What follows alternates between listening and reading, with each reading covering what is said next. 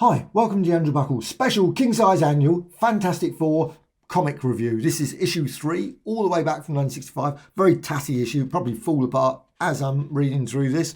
But I mean, it's got the usual alliterations on the front. The world's most colossal collection of costume characters, and so on and so on. You've also got some reprints as well. Pretty decent reprints as well in this. But you've got some characters I really can't work out at all who they are. Some are, I don't know. There's even Sergeant Fury who doesn't turn up in the story at all, which is really good. But it all starts because of Doctor Doom. Doctor Doom does his usual nefarious things. And the artwork, of course, Kirby, Vince Coletta. Lots of people, particularly not fans of Vince Coletta's inking. I have no problem with it. I loved this at the time. And it's great with Doctor Doom there, with his emotion charger. And he brings in the Puppet Master. And, of course, many others. You've got Nick Fury turns up, Red Ghost. You've got the X-Men, everyone. Even the Avengers turn up, though weirdly sort of got Quicksilver. Though I'm not certain that Wanda turns up. Must be okay. You've got Doctor Strange. They threw the kitchen sink into this one. And you've got the Mandarin, you've got the Kang, you've got Black Knight. They're all piling in, the Grey Gargoyle and not Silver Surfer, but the Super Skrull. And of course, Human Torch is off there. And then you've got Daredevil popping up. And you've got Hydra. And you've got the... weirdly, you've got the Avengers, of course, but you've got Iron Man, of course, wasn't at that point in the Avengers, but you've got Captain America, of course, and Quicksilver whizzing along. Though, I say, weirdly, no Wanda. Maybe that's Mr. Hyde.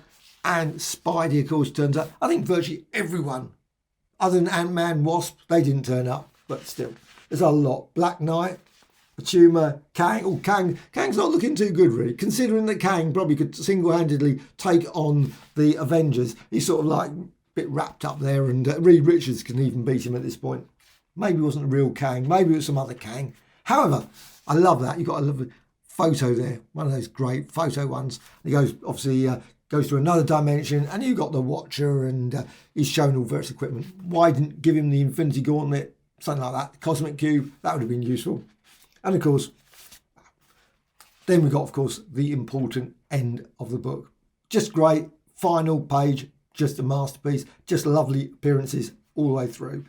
And let's get on to the adverts. Always love the adverts. And always, of course, that, I mean, a lot of people probably bought those. I wonder how many survive. I expect they are collector's items now, of course, these ones. And of course, all the other things as well, all these letters as well, which are always good. And then you've got, weirdly, this one. And then maybe other reprints had been appearing in other ones, and they thought, well, let's use this one. Captives of the Deadly Duo.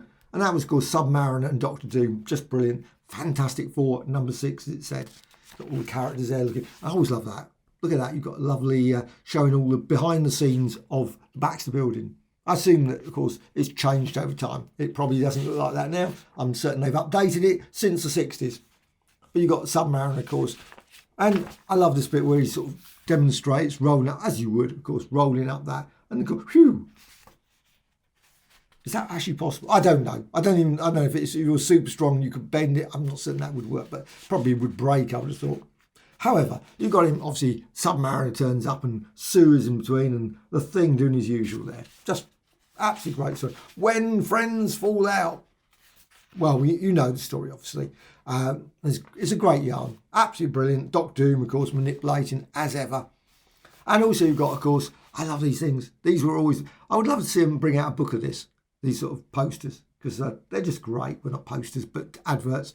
Sergeant Fury, the Howling Commandos, you've got Thor. That was one of the first old comics that I ever saw, that one.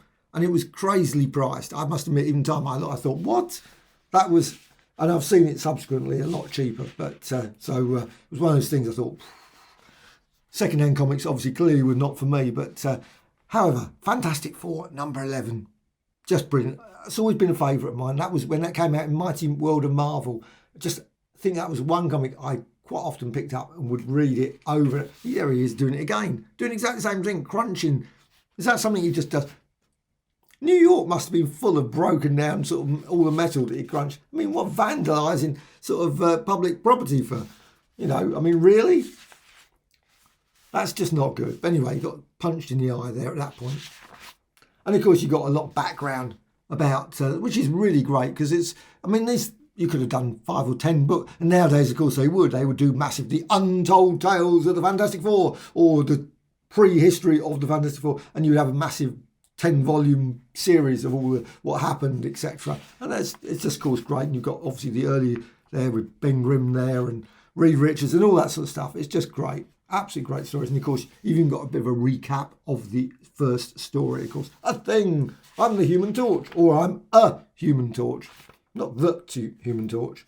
And of course, you've got the scrolls there, of course. So you get a nice bit of recap, and obviously Doctor Doom. And I love the way he turns to obviously to the reader. You, how dare you? What's that? At the same time, Sue Storm, for me, was always the most powerful of the Fantastic Four. I mean, reading a lot, never really, for all his brilliant mind, he was always misusing his powers. He never used his powers particularly brilliant. Human Torch likewise. Whereas Sue Storm, she at least was inventive with the powers most of the time.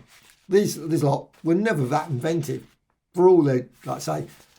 However, you got here, and poor old The Thing. I mean, The Thing really, all he ever had was strength. Never ever I'd never thought about developing his powers a bit more beyond that. But still, and of course, humour, which is a globbering time.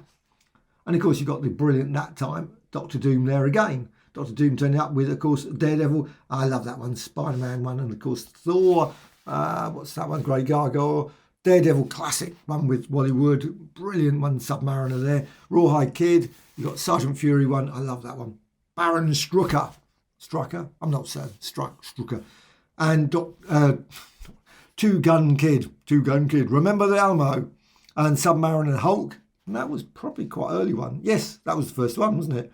His own series at last, issue 70. And of course, classic. I mean, what a month. That was a month and a half. That was brilliant. Kazar, of course, brilliant. First appearance of Kazar in the modern age, because of course he was a golden age character. And then you got the brilliant one with the Avengers, with obviously Scarlet Witch, Quicksilver and Hawkeye. It's great, obviously Strange Tales, and also Kid Cold Outlaw, which is absolutely classic. And then you got the next story, which is also from the same issue, weirdly. They've gone for number 11. Odd choice, but still great story. I loved Impossible Man. Of course, he did appear a lot later. At this point, I think that was it. That was his only, so he obviously had all these different powers and things. He obviously could turn into sort of flowers and all those sort of things. But he turned up a lot later in the Fantastic Four in the 70s. So that's a great story. What a brilliant issue. I mean, this is just a classic. Of course, you've got the usual advert at the back with a good old rip and tear in it.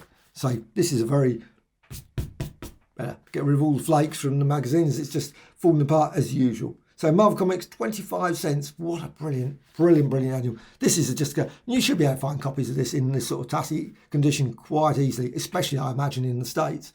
But it's just, I think it's just two of the most requested issues since issue 1, complete and unabridged.